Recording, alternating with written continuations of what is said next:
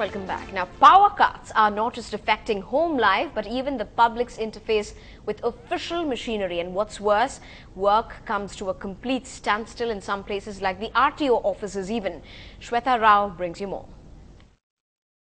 This is the Virgambakam RTO, where several people stand outside waiting for the power to come back so that they can get their license renewed. But because of the 8-hour-long power cut from 9 AM to 5 PM today, nothing works. In fact, the interior of this office is completely dark and dingy because this RTO office doesn't even have a generator. தினமும் ஒரு 10 ல இருந்து 11 வரைக்கும் current cut பண்றாங்க. அது இல்லாம இன்னைக்கு full day current கட்ன்றாங்க. இப்போ வந்து நேத்தே ஃபார்ம் வாங்கிட்டு போய் இன்னைக்கு கொடுத்தவங்க எல்லாரும் இப்போ இல்ல நீங்க நாளைக்கு வாங்க நாளைக்கு வாங்கன்னு சொல்லிட்டு இருக்காங்க. இப்போ கரண்ட் இல்லாதனால இங்க எவ்வளவு கூட்டம் நிறைய பேர் இங்க வந்து வெயிட் பண்றாங்க. ஆபீஸ் காலேஜ் ஸ்டூடண்ட்ஸ் நிறைய பேர் இங்க வெயிட் பண்றாங்க. அதனால டைம் வேஸ்ட் ஒரே டிராஃபிக்கா இருக்கு. இந்த கரண்ட் கட்னால பயங்கரமா இங்க கூட்டமும் இருக்குது. The power supply in this area is cut from 10 to 11 AM every day, during which time the work gets disrupted and people are forced to waste their time waiting for power to resume. After these power cuts, we find that these RTO offices are not really given any backup power facilities. There was an UPS available for only 1-2 computers in the ground floor at Virgambakam RTO's office. But people will have to go and take their photographs for renewal of their license and sign their papers on the electronic pad in the second floor. Absolutely no electricity, and even in the first floor the minimum was for I think only about 2 computers where they could only take money and give us a receipt. Officials at the RTO refused to comment on this issue. However, since people are expected to turn up in government offices for renewal of license and other formalities, providing a generator is essential so that the people are not inconvenienced. In Chennai, with Shweta Rao, this is Ashmit Kumar for Ndtv-Hindu. Now, to this, PETA, People for Ethical Treatment of Animals, took to the streets today, raising their voices against the banned sport of Jallikattu as it causes injury to both animals and humans. Volunteers dressed up as injured victims and injured bulls were on wheelchairs and covered in bandages to show how people and animals in fact suffer because of this tradition. PETA has filed a petition at the Supreme Court for the prohibition of the sport, and the final hearing is likely to come up in July. We are doing this demonstration here today to protest against Jallikattu because we want Jallikattu to be banned. And we have volunteers who are injured, and we have a cow costume person who is also injured, to just tell everybody that Jallikattu at the end of the day causes a lot of injury and death to human beings, and also agony and injury to the animals.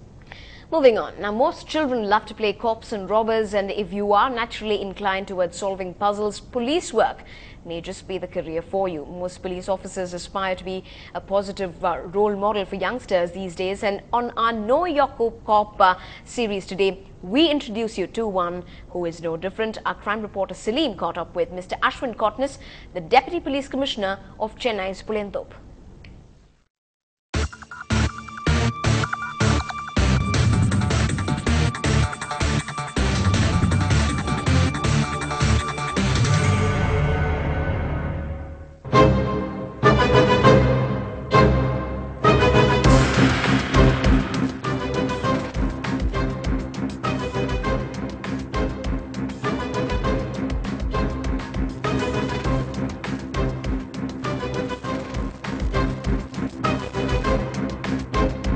Ashwin Kotnis from Maharashtra has served as an additional Deputy Commissioner to the Governor and has served in the districts of Cuddalore and Nagapattinam. Now posted as DCP Puliyanthope, Kotnis, a 2003 batch IPS officer, says that restoring law and order is #1 priority.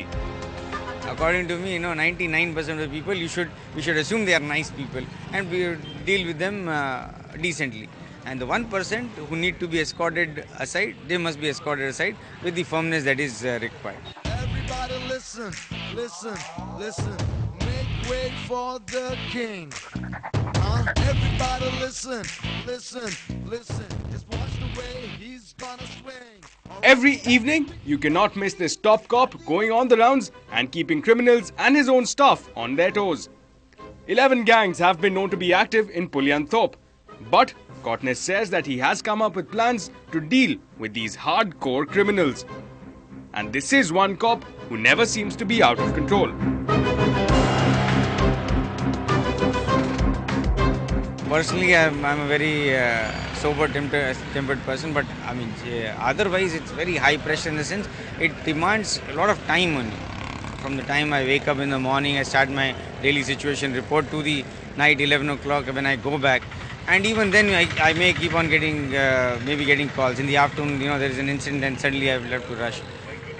But I generally exercise, I jog, and I keep myself busy in that sense. I read newspapers, I read magazines, I interest myself with political happenings, since that was also my subject of study. Interested in international relations, India international relations. I just read a lot on that, keep myself abreast with what is happening. How does he view the role of police? Cotness says one way to discourage crimes is to have high visibility policing, maintaining order and moving in on suspected violators of the law quickly.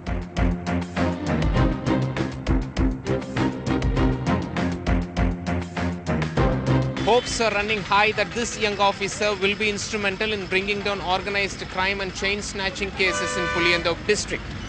Will he meet the expectations? Let's wait and watch. In Chennai, Salim for Ndtv-Hindu.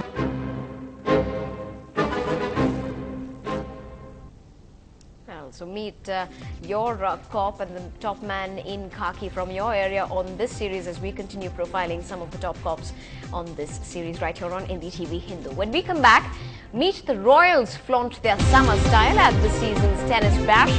The Stars shine down at the Wimbledon this year.